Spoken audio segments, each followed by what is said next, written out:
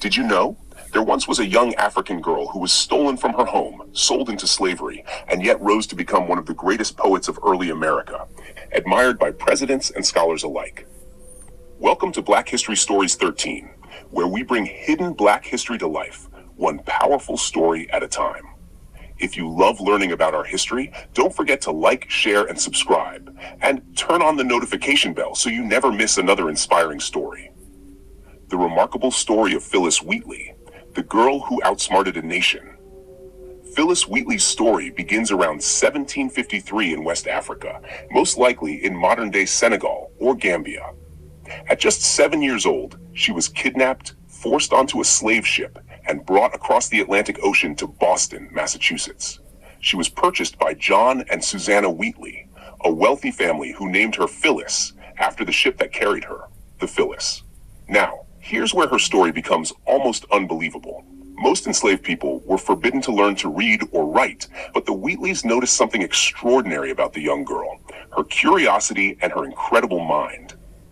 Within 16 months of arriving in America, Phillis had taught herself to read English, and soon after, she was reading Latin and Greek literature, the Bible, and even classical poetry. By her early teens, she began writing poems that stunned everyone who read them.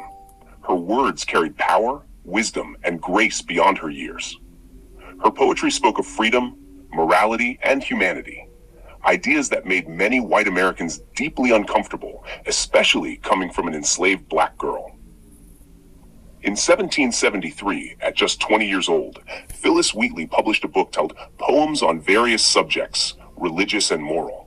It became the first book ever published by an African American, and one of the earliest by a woman in the United States.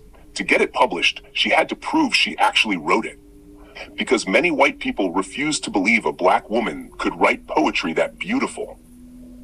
She stood before 18 Boston men, including some of the most educated people of her time, and read her poems aloud until they admitted the truth. Open quote, she wrote every word, close quote. Her talent even caught the attention of George Washington, who personally wrote her a letter praising her work.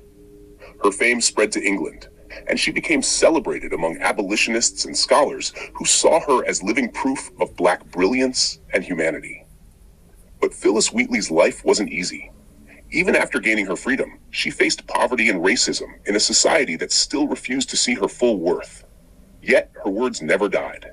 Her poetry continues to inspire people across the world, reminding us that genius knows no color and greatness cannot be enslaved. Phillis Wheatley's life proves that even in the darkest chains, the light of intelligence and creativity can shine bright enough to move nations. She turned her pain into poetry, her struggle into strength, and her voice into victory. If this story inspired you, help us spread her light. Like this video, share it with someone who needs to hear it, and subscribe to the channel so we can keep honoring the heroes who shaped our history. And don't forget, turn on that notification bell, because here at Black History Stories 13, we tell the stories that schools forgot to teach and that the world needs to remember. Here are a few of her most famous poems and excerpts. 1. On being brought from Africa to America, 1773. Her most famous poem, short but powerful.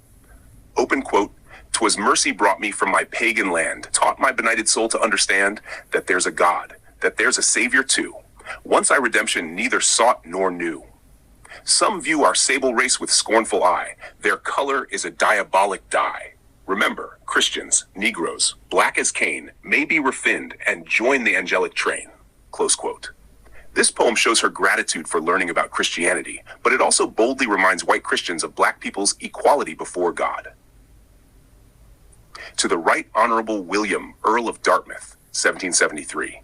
Written to the British Secretary of State for the Colonies, expressing hope for freedom. Open quote. "Should you, my lord, while you peruse my song, wonder from whence my love of freedom sprung, whence flow these wishes for the common good, by feeling hearts alone best understood, I, young in life, by seeming cruel fate, was snatched from Afric's fancied happy seat. What pangs excruciating must molest, what sorrows labor in my parents' breast." Close quote. Here she tells of being kidnapped from Africa and uses that personal pain to explain her deep love of liberty, a powerful statement during slavery and the American Revolution.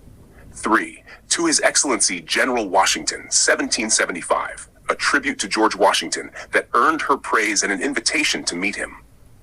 Open quote. Celestial choir, enthroned in realms of light, Columbia's scenes of glorious toils I write. While freedom's cause her anxious breast alarms, she flashes dreadful in refulgent arms. The goddess comes, she moves divinely fair, olive and laurel bind her golden hair. Close quote. She personifies America as a goddess of freedom, writing with elegance and patriotism despite her enslavement. 4. On Imagination, Teen Zevi 3. This poem shows her intelligence and creativity beyond religious or political topics. Open quote. Imagination. Who can sing thy force? Or who describe the swiftness of thy course? Soaring through air to find the bright abode, the imperial palace of the thundering god. We on thy pinions can surpass the wind and leave the rolling universe behind. Close quote. She praises imagination as a divine gift that allows the mind to transcend bondage and physical limitation. If this story inspired you, help us spread her light. Like this video, share it with someone who needs to hear it, and subscribe to the channel so we can keep honoring the heroes who shaped our history. And don't forget, turn on that notification bell, because here at Black History Stories 13, we tell the stories that schools forgot to teach and that the world needs to remember.